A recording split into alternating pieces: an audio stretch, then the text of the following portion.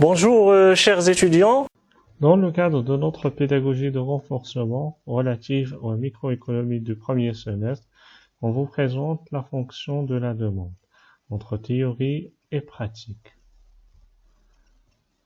La notion de la demande exprime les intentions d'achat des consommateurs et découle de l'analyse du choix optimal. C'est-à-dire que la demande découle de la situation de choix des consommateurs. Nous avons parlé au niveau de l'équilibre du consommateur qu'il y a un choix optimal. Donc l'ensemble des choix optimaux permettent au consommateur de détecter ce qu'on appelle une demande. La courbe de consommation-prix.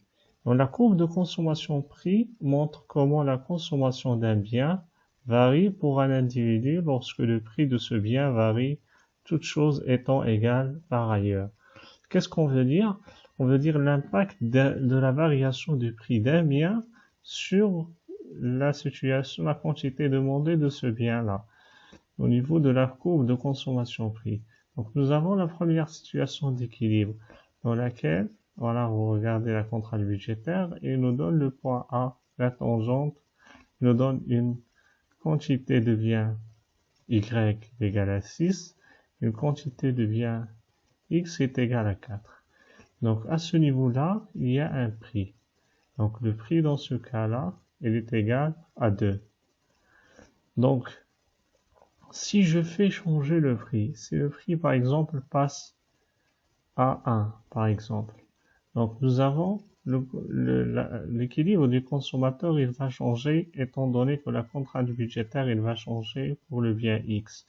Donc, et il y aura un déplacement de la contrainte budgétaire et par conséquent le déplacement du point A vers le point B.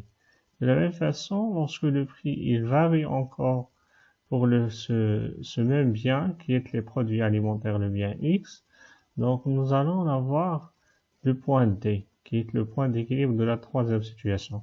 Donc le lien entre ces points-là, donc cette courbe que vous constatez, il s'appelle la courbe de consommation-prix parce qu'il montre le déplacement de la situation d'équilibre du consommateur suite au changement du prix d'un seul bien et le prix de l'autre bien reste inchangé ainsi que le revenu qui reste inchangé. C'est pour cela que nous avons dit toutes choses étant égales par ailleurs. Donc, ce changement-là, on va voir son impact sur la relation entre la quantité, entre le prix et la quantité du produit alimentaire. Donc, le produit alimentaire, par exemple, c'est le produit X. Donc, nous avons, lorsque la quantité est passée de 4 à 12, donc le prix elle a été passé de 2 à 1. Et encore, la quantité elle est passée de 12 à 20, donc le prix il est passé de 1 à 0,5.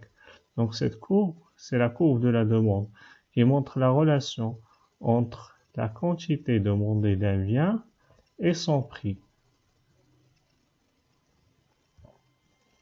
La courbe maintenant de consommation-revenu. La courbe de consommation-revenu est le lieu des combinaisons de consommation d'équilibre lorsque le budget de la consommation varie. Donc, si nous avons une situation d'équilibre du consommateur, c'est la première qui va être matérialisée par la tangente de la courbe d'indifférence U1 avec la contrainte budgétaire. Donc, ça nous donne le point A. C'est la première situation d'équilibre. Après cela, nous avons changé le revenu. Le revenu, il a augmenté. On a passé à une deuxième situation d'équilibre qui est matérialisée par le point B. Encore une fois, on a changé le revenu. Et je note ici que le changement est seulement du revenu, parce que les prix ils restent inchangés dans cette deuxième situation. C'est pour cela que le déplacement de la contrainte budgétaire elle est matérialisé par des droites qui sont parallèles. Ça nous donne 3 points, A, B et C. Donc, l'ensemble des points qui constituent la situation d'équilibre lorsque le revenu change et les prix restent inchangés, ça nous donne ce qu'on appelle la courbe de consommation-revenu. Donc, l'extrapolation de ces points-là sur la relation entre le revenu et la quantité va nous donner ce qu'on appelle la courbe d'Engel. Donc la courbe d'Engel, c'est les points qui constituent la relation entre la quantité consommée ou bien la quantité demandée en relation avec le revenu. Donc regardez, lorsque le consommateur il est dans la situation d'équilibre A, il avait une quantité de 1, par exemple, ou de 4 ici, et le revenu il était égal à 10. Lorsque le revenu il est passé à 20, donc la quantité elle est passée par exemple à 10. Et par la suite, lorsque le revenu il est passé à 30, donc la quantité elle est passée à 16. Donc c'est cette relation qui lie le revenu avec les quantités consommées. On appelle la courbe d'Engel. Voilà, ça c'est la courbe d'Engel. Pour ne pas créer de confusion, c'est celle-là qu'on appelle courbe d'Engel et c'est celle-là qu'on appelle courbe de consommation revenu.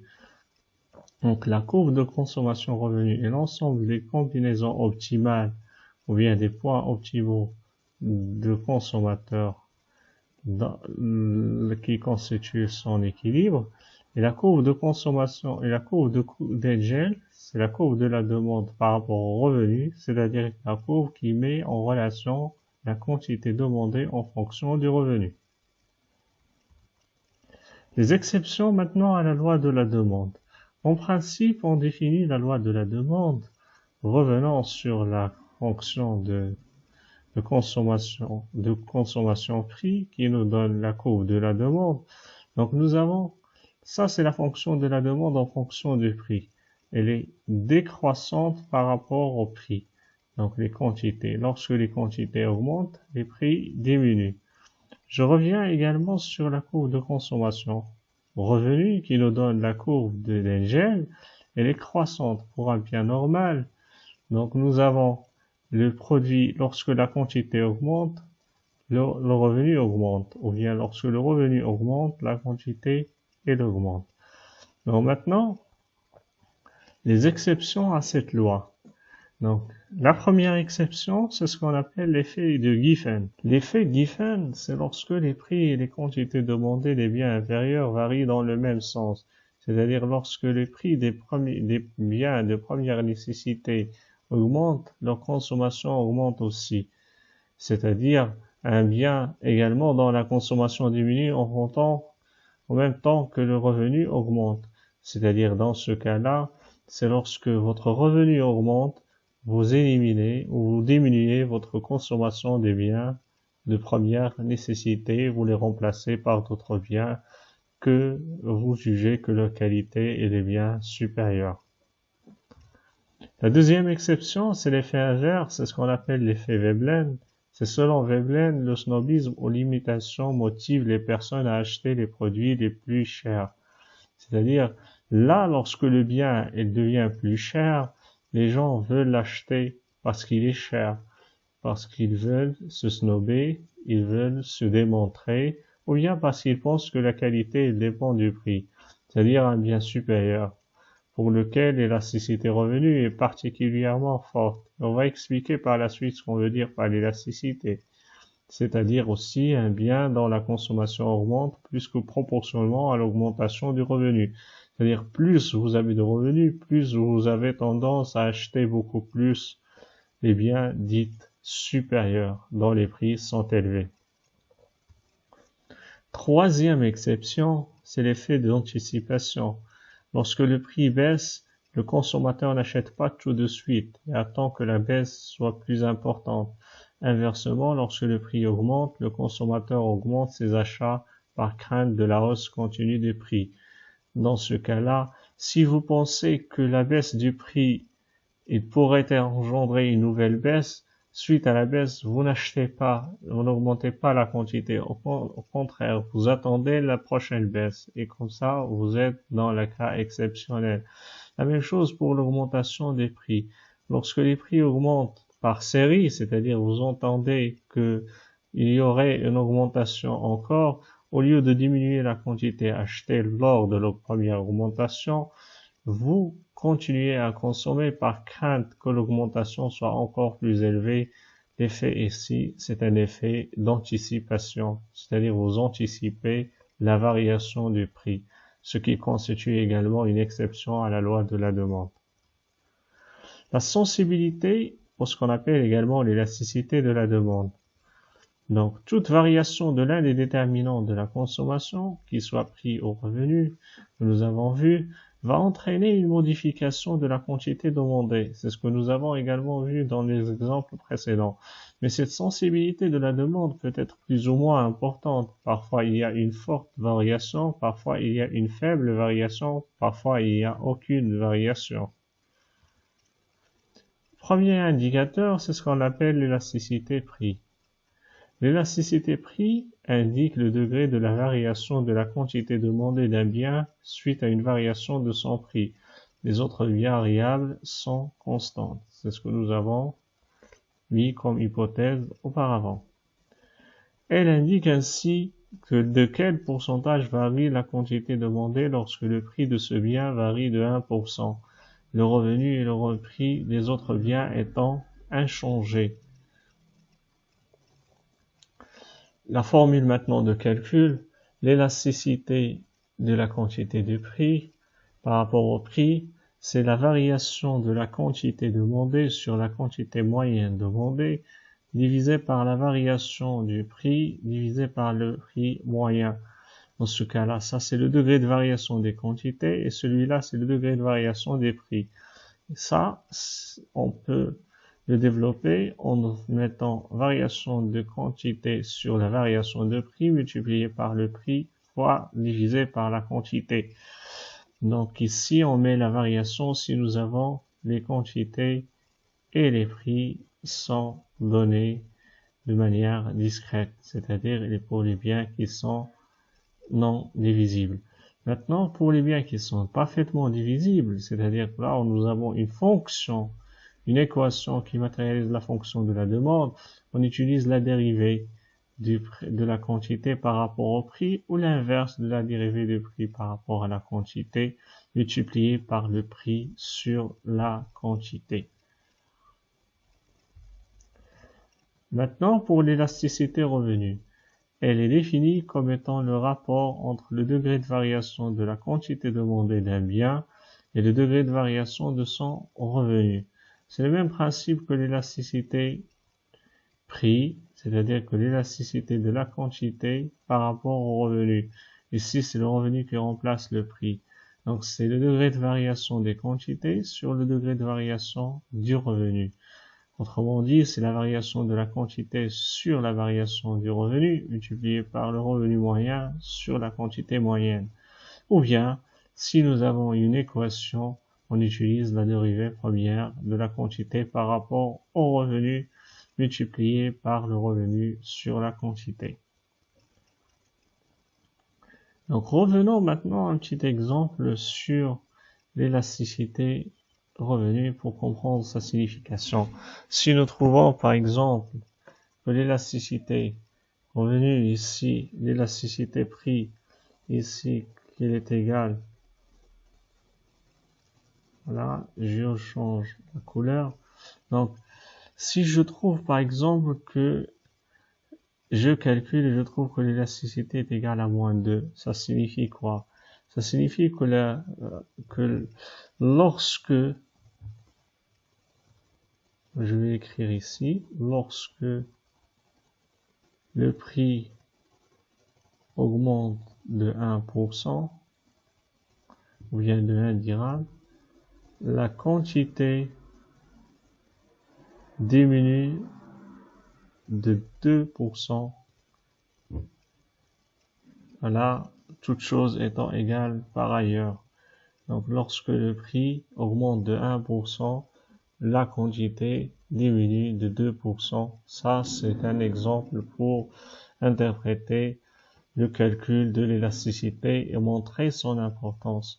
C'est-à-dire là, lorsque j'ai une valeur, il me permettra de voir l'impact du degré de variation du prix sur le degré de variation des quantités. On donne le même exemple, par exemple, pour l'élasticité revenu, et si je trouve, par exemple, est égal à 3, cela veut dire quoi? Lorsque le revenu augmente de 1%, la quantité demandée augmente également de 3%. Vous voyez, si le signe il est positif ici, l'augmentation entraîne une augmentation. Si le signe ici il est négatif, l'augmentation il entraîne une diminution. Donc ça, c'est l'interprétation du calcul de l'élasticité prix, puis de l'élasticité revenu. Passons à un autre type d'élasticité calculée qu'on appelle élasticité croisée. L'élasticité prix croisée est définie comme le rapport entre le pourcentage de variation de la demande d'un bien X et le pourcentage de variation du prix du bien Y. Donc ici, on l'appelle croisée parce que nous avons le prix d'un bien ou bien la quantité d'un bien et le prix d'un autre bien, c'est-à-dire l'impact de la variation du prix d'un bien sur la demande d'un autre bien. Son calcul, c'est le même principe que l'élasticité prix au revenu, sauf que je remplace le degré de variation de prix X par le degré de variation du prix Y, c'est-à-dire le degré de variation de la quantité sur le degré de variation de prix de l'autre bien. Donc je développe mes calculs et j'utilise la dérivée si j'ai par exemple une équation. Maintenant, l'interprétation. Si l'élasticité revenu est positive, on peut dire que les deux biens sont substituables. Ça veut dire un bien X, il peut remplacer le bien Y. Si maintenant l'élasticité croisée est inférieure à 0, elle est négative, les deux biens sont complémentaires, c'est-à-dire que le bien Y complète le bien X. Maintenant, si nous trouvons que l'élasticité croisée est égale à 0, les deux biens X et Y sont indépendants. Il n'y a aucune relation entre les deux biens. Maintenant, pour concrétiser nos acquis, on passe à une application à titre d'exemple, une application qui est extraite d'un examen. Les quantités demandées de biens X sont regroupées dans le tableau suivant. Nous avons le prix qui passe de 10, 15, 20, 25, 30, 35, 40 et 45, avec les quantités demandées qui deviennent 1000 lorsque le prix est égal à 10, 900 lorsque le prix est égal à 15, et 800 lorsque le prix est égal à 20, 700 lorsque le prix est égal à 25, 600 lorsque le prix est égal à 30, et 500 lorsque le prix est égal à 35, 400 lorsque le prix est égal à 40, et 300 lorsque le prix est égal à 45. Premier constat que je trouve que la demande est une fonction décroissante. Plus j'augmente le prix, plus la quantité demandée il diminue. Si j'ai une question ici, s'agit-il d'un bien normal? Oui, il s'agit d'un bien normal puisque nous avons une fonction de demande du prix et elle est décroissante par rapport aux quantités. On nous demande ici de déterminer la fonction de la demande et on nous donne des choix. Est-ce que c'est le premier, le deuxième, le troisième ou aucune de ces réponses? Deuxième question, si le prix maintenant est égal à 30, l'élasticité prix, il signifie l'un des éléments suivants, c'est-à-dire que je dois passer ici par calculer l'élasticité et je dois savoir également son interprétation pour pouvoir répondre à la deuxième question. Passons maintenant à la première question. La première question, il nous dit la fonction de la demande S, c'est la quantité de X moins 15 P de X plus 1400. Quantité de X est égale à moins 10 P de X plus 2000. Ou bien la quantité de X est égale à moins 20 P de X plus 1200. Ou bien une autre réponse. Pour choisir, je ne peux pas le faire au hasard. Je dois calculer et déterminer l'une des fonctions. Je prends mon tableau et là je vais vous montrer comment on fait pour déterminer l'équation. La première chose, cette méthode elle est valable lorsque la variation elle est linéaire, la courbe elle est linéaire. Bien évidemment ici elle est linéaire puisque avec le même taux de variation, ici il varie de 5 et dans les quantités il varie de moins 100. La fonction de demande s'écrit de la manière suivante. La quantité de x est égale à A fois P de x plus B. Ce qu'il me faut, c'est de déterminer le A et le B. Le A, c'est la variation de la quantité de x sur la variation du prix. Donc, je prends la variation de ces éléments sur la variation de cet élément. Il va nous donner le coefficient directeur qui est le A. Je choisis la valeur qui me convient dans le tableau à condition de respecter le même ordre et le même sens.